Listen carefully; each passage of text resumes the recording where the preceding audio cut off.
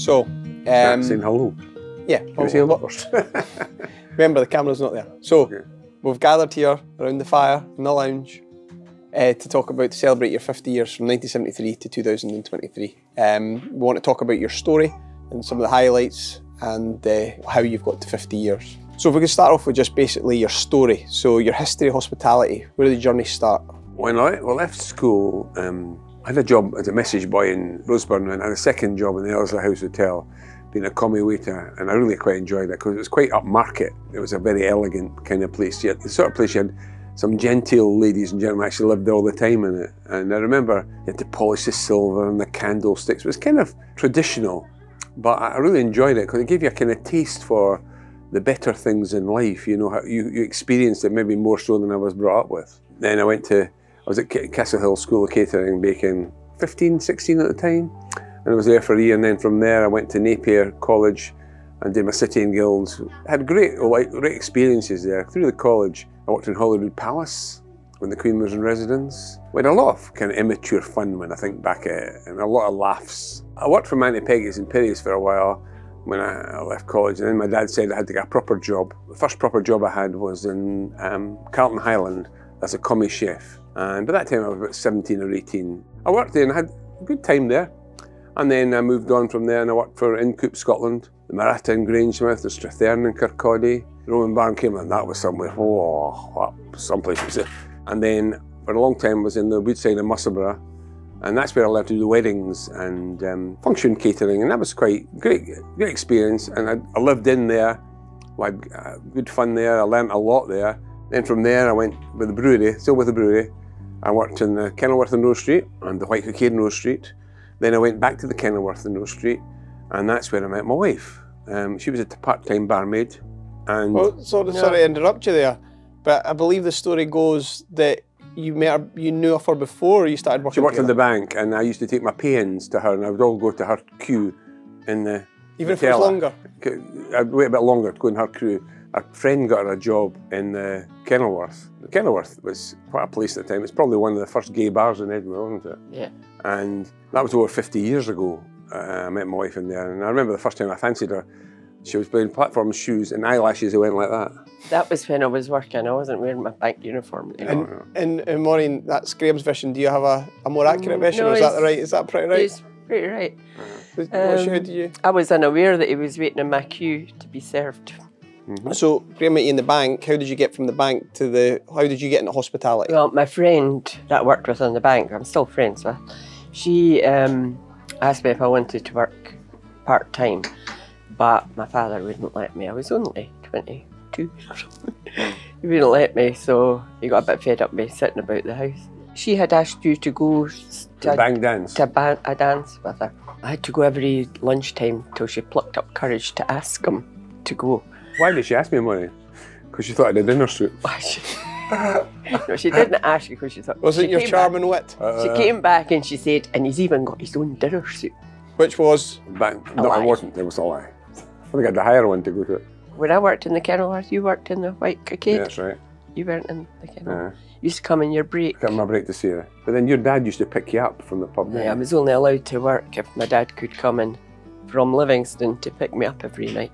I had to pretend, when he was taking me home, I had to pretend that I was getting the bus with Pat. So he met me, he saw I was all right and I could run her home. From working, having young love in the Kenilworth to moving to Roslin, how did the original come about? How did that? Well, at the time I was working in, I'd gone to the Woodside and I think I was back in the White Cockade in Rose Street. My dad was looking around to harness my youth and enthusiasm in the business, and he was looking around and we looked at several places, a few places, and then my father, this came up, original, and I'd never heard of Roslin before, or the chapel, and we came in, and it was tidy, the place. It was a bit, it not long been done up by the previous owners, and it was all freshly painted and clean and tidy, but it was like a village pub, and it was a proper public bar, and we had a lounge that was like a bus station. There was no atmosphere at all in it, and I remember I worked on the atmosphere and the lights, and eventually got decorated, and that's when flock wallpaper was in. Flock wallpaper had heavy curtains, and we moved in here in the March, and we were married in the November, so there was that period of time when Maureen used to come every weekend. And work. And then, and over the years... Was it good rates of pay, Maureen? Nothing. Nothing at all. You did it for So love. I got my lunch or my dinner. That was about it. You got a row for being late. I got a row for being late, and I was like, You're getting paid. get a row for being late? I'm doing this free. In those days, we had music. 3 nights a week. In those days, we had live music in the old lounge. And we had old lounge being yeah, which half the function room. We had Carter Bar.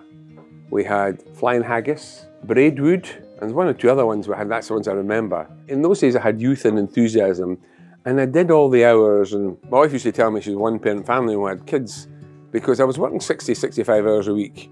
Because I did every morning, I did every breakfast. I did, most days you weren't so busy with accommodation, but I did it.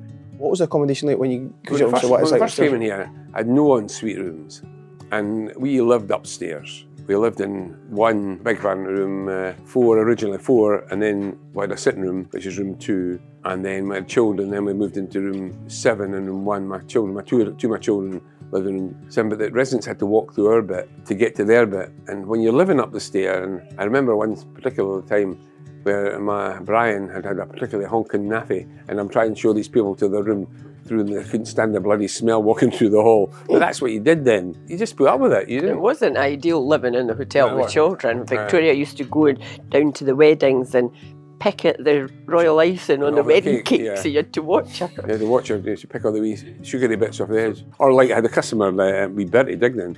When Victoria was like 18 months, 2 years old, she'd go down and see Bertie in the bar, and Bertie used to like pints of light. He'd buy her a packet of crisps, and she'd sit down beside Bertie, and he'd make a bit of fuss her. And then I caught him giving her the foam off his beer. Long later we found out that he'd been giving her the beer.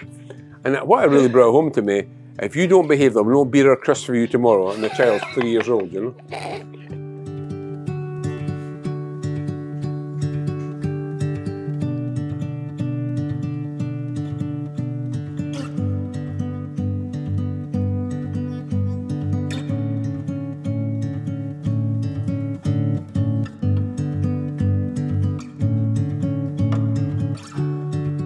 What was it like working with your parents? My dad was quite a character. He used to get involved, particularly in the Pullet Bar, and get involved with them in the Pullet Bar, particularly when he stayed upstairs and he was just going up to his bed. And my dad liked to drink, but he'd get involved with the regulars.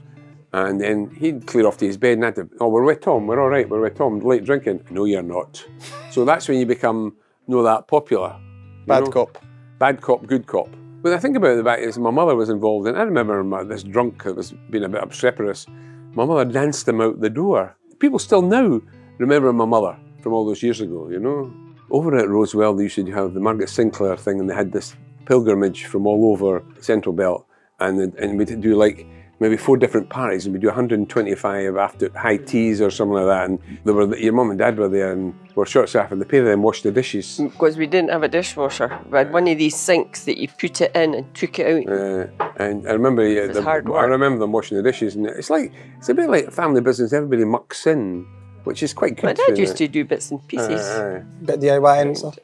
Gillian was my dad's favourite. My dad's a wee girl, and her and her husband both worked here at some time. And the same as my sister-in-law worked here sometimes, Joy, and my brother used to do the books to make sure I wasn't diddling them. My cousin Carol used to work, and then my wife's family, her sister used to work, my brother-in-law used to work, all over the years.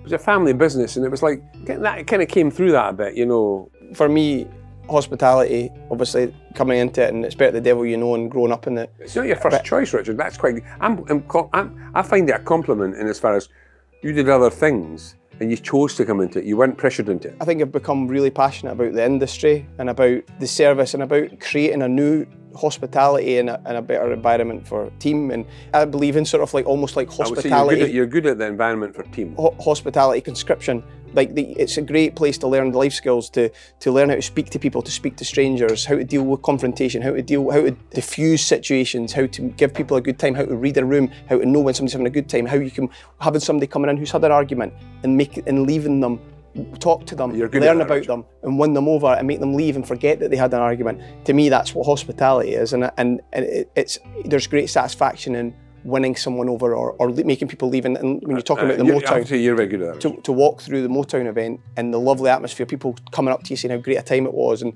you've got equal gratitude for them for supporting you and making the event what it was. And we're very fortunate to have great customers and great people.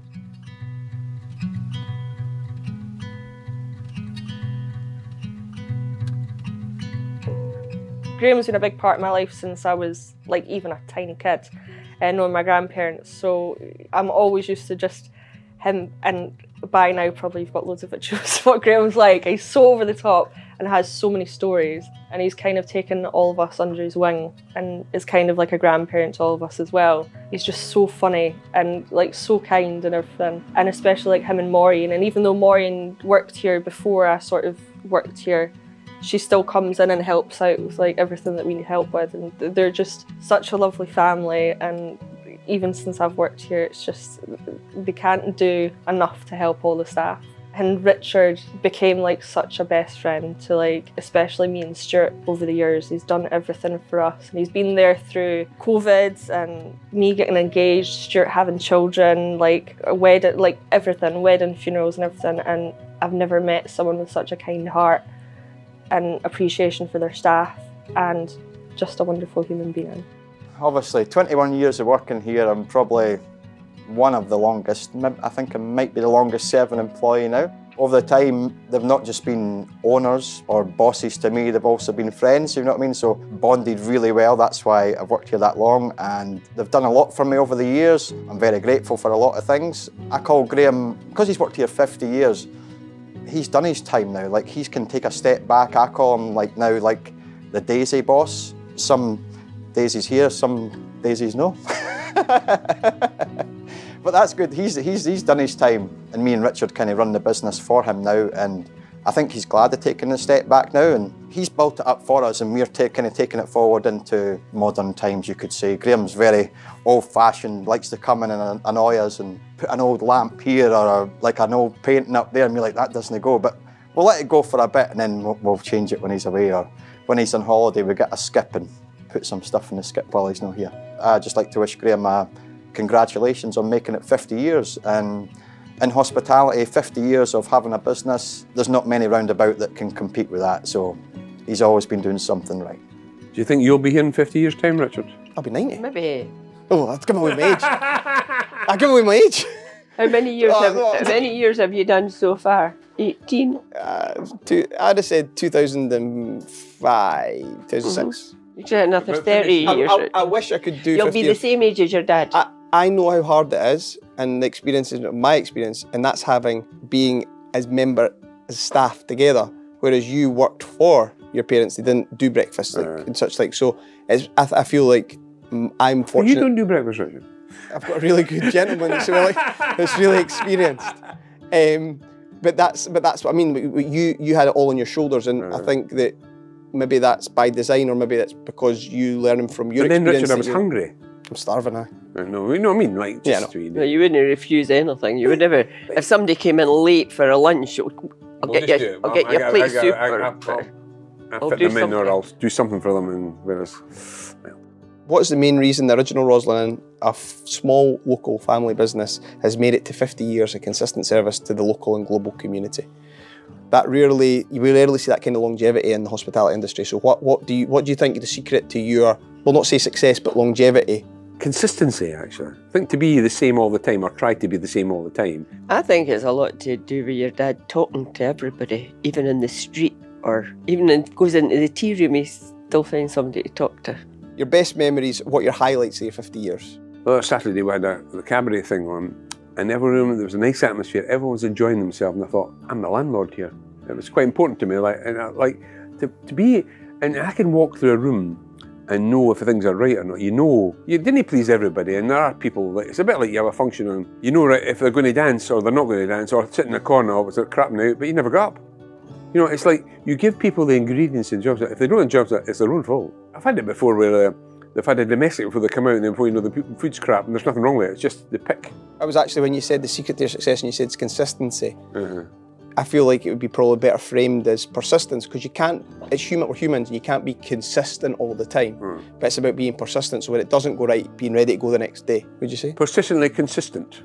How would you like the tenure of ultimately your tenure to be remembered? I've already bought a plot down the Glen for us, haven't we? And I want on my headstone, landlord of the Roslyn Inn for over 50 years. It might be a few bit longer. I'm optimistic. Because I feel I deserve that for history, you know. And what does Mum deserve? Does she have landlady? She'll be lying Trapped me on pun top first of in me. the game.